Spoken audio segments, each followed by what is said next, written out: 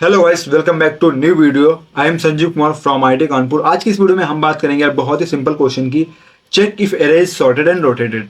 तो इस क्वेश्चन के अंदर तुम्हारे दो कॉन्सेप्ट चेक हो रहे हैं। पहला कि भाई हम चेक कैसे करते हैं कि एरे सॉर्टेड है या नहीं है, दूसरा कि रोटेटेड को कैसे चेक करते हैं। तो सबसे पहले तुम्हारे दिमाग के अंदर क्या आ रहा है कि इस क्वेश्चन को कैसे सॉल्व करोगे। जो भी आ रहा है फटाफट जल्द से 10 सेकंड के अंदर कमेंट करो कि भैया मेरे दिमाग में ये आ रहा है। तो मुझे समझ आ रहा है यार, पहली जो मतलब जिस बच्चे को सिर्फ सिंपल C++ आती है, जिसने डीएसए का डी भी नहीं पढ़ा है ना, तो वो क्या सोचेगा। वो ये सोचेगा कि भाई देखो हमें क्या करना है, हमें चेक करना है रोटेटेड। ठीक है, तो क्यों ना हम ये एज्यूम कर लें कि हर एक पॉइंट से रोटेटेड है। मतलब जीरो इंडेक्स से भी रोटेट कर लिया गया है, फोर्थ इंडेक्स से भी रोटेट किया गया है, हाँ जीरो से भी, वन से भी, टू से भी, थ्री से भी, फोर से, हर पॉइंट से रोटेट किया गया है। ठीक है, पहली अप्रोच। और हम एक बार ये चेक करेंगे रोटेट किया गया है तो इसको हम कराएंगे एक दूसरे एरे में स्टोर, और तुरंत उसको हम चेक करा लेंगे कि ये सॉर्टेड है या नहीं है। तो इस तरह से क्या होगा, हमारा ये भी चेक हो जाएगा रोटेटेड है या सॉर्टेड है, और रोटेटेड और सॉर्टेड दोनों है या नहीं है। और कहीं पर भी ये ट्रू कर गया तो वो हम रिटर्न करेंगे, अदरवाइज फॉल्स, यदि सारे केस फेल कर गए तो। ठीक है, तो इसमें तुम्हारा जो स्पेस कॉम्प्लेक्सिटी लग जाएगी वो लगेगी तुम्हारी O of n, and time complexity लगेगी वो होगी तुम्हारी O ऑफ n स्क्वायर। तो इसको तो हम कोड करने से रहे, क्योंकि यार हम कर रहे हैं डीएस से, ना कि सिंपल C++। और इतना आइडिया तुम्हें है, तुमने कर लिया है तो तुम कोड तो कर ही लोगे। तो चलिए यार, हम तुमको देते हैं टारगेट, मतलब मैं देता हूँ तुमको टारगेट कि भाई इसमें तुम्हें स्पेस तो ले लेना है ना, वो लेना है कांस्टेंट। ठीक है, कांस्टेंट। अरे यार क्या, कोई ना चिले यार, इतना स्पेलिंग में कौन सा है, मतलब हम इंग्लिश से पोस्ट कर रहे हैं। ठीक है, स्पेस कांस्टेंट, और टाइम कॉम्प्लेक्सिटी कितनी लेनी है, वो हमें लेनी है O ऑफ n। अब इसको सॉल्व करो, करो करो करो, सोचो सोचो, कुछ तो सोचोगे यार, पर सोच तो सकते ही हो ना। देखो मेरे दिमाग के अंदर क्या आ रहा है इस क्वेश्चन को कहने का, कि यार यदि एरे रोटेटेड है तो हम उसमें चेक करेंगे ड्रॉप पॉइंट्स। अब drop points in the sense कि यदि हमारा पहले यदि एरे पूरा रोटेटेड भी है सॉर्टेड भी है, तो ऐसा होगा कि पहले तो इंक्रीजिंग ऑर्डर में दे रखा होगा। ठीक है, रोटेटेड होगा तो फिर क्या होगा, वहां से डिक्रीजिंग ऑर्डर होगा, एक मतलब एक माउंटेन, एक बेली माउंटेन जैसा बनेगा, बैली जैसा। ठीक है, तो हमें वो चेक करना है, और साथ साथ हमको ये भी चेक करना है कि सारी कंडीशन एज केस भी ट्रू होने चाहिए, मतलब एज केस भी पास करने चाहिए। और एज केस के लिए भी हमें क्या कंडीशन रखनी है, तो सिंपल है, सिंपल कोड करके बताता हूँ। ठीक है, तो int n equal to nums dot size. देखो हम क्वेश्चन को कोड करते करते तुम्हारा एज केस बता देंगे, जो कि बहुत जरूरी है। एज केस इसमें पकड़ना सबसे इंपॉर्टेंट है इस कॉन्सेप्ट के अंदर। Int count equal to, count मतलब हम चेक कर रहे हैं कि कितने ड्रॉप पॉइंट्स हैं।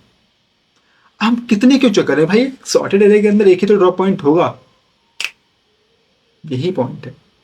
यदि एक सॉर्टेड एरे है तो उसके अंदर सिर्फ एक ही वैल्यू होगी, मतलब एक ही पीक दे रखा होगा, दो तीन नहीं होंगे। और यदि वहां पे एक से ज्यादा है तब तो प्रॉब्लम है। और सिर्फ जीरो है, मतलब भाई पूरा एरे सॉर्टेड है तो पूरा पूरी एक बेली बनेगी, मतलब वैसे सीधी लंबी लाइन। ठीक है, एक तरफ से ही तो कोई स्लोप बन जाएगी तो वो भी चलेगा। तो हम सिंपल कर रहे हैं, for int I equal to zero, I len I plus plus. Okay, if nums of I is greater than nums of I plus 1।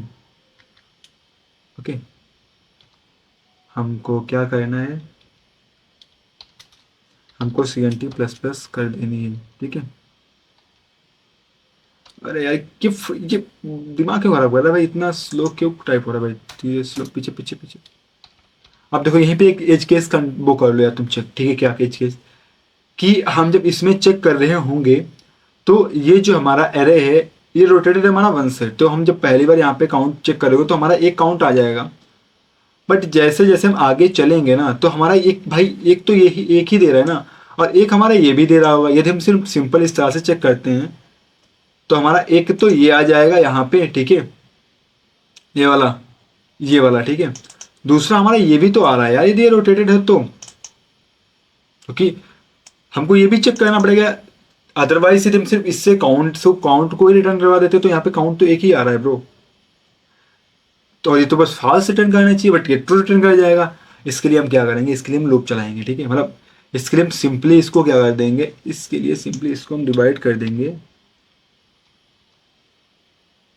Modulo n से, और यहाँ पे CNT प्लस प्लस करा लेंगे, जिससे हमारा पूरा एक लूप चेक हो जा रहा है। रिटर्न करवा देंगे CNT less than equal to 1, तो भाई हमें इसको रिटर्न करवा दो, ठीक है। और इसको तुम यदि ऐसे नहीं करना चाहते हो कि भाई i+1 मॉडुलो n नहीं करना चाहते हो, तो तुम एक और काम कर सकते हो। क्या हुआ, अच्छा इधर से टेस्ट केस उठाने हैं, ठीक है, पास हो गए सारे। एक काम और भी कर सकते हो कि भाई तुम ठीक है ऐसे कर लो, इसको मॉडुलो n ना करवाओ, लास्ट में तुम एक बार चेक कर लेना कि i जो n ऑफ 0 है वो ग्रेटर है n ऑफ n-1 से, ठीक है, नम्स ऑफ n-1 से। यदि ऐसा है तो ठीक है, अदरवाइज हमको काउंट प्लस प्लस कर देना है।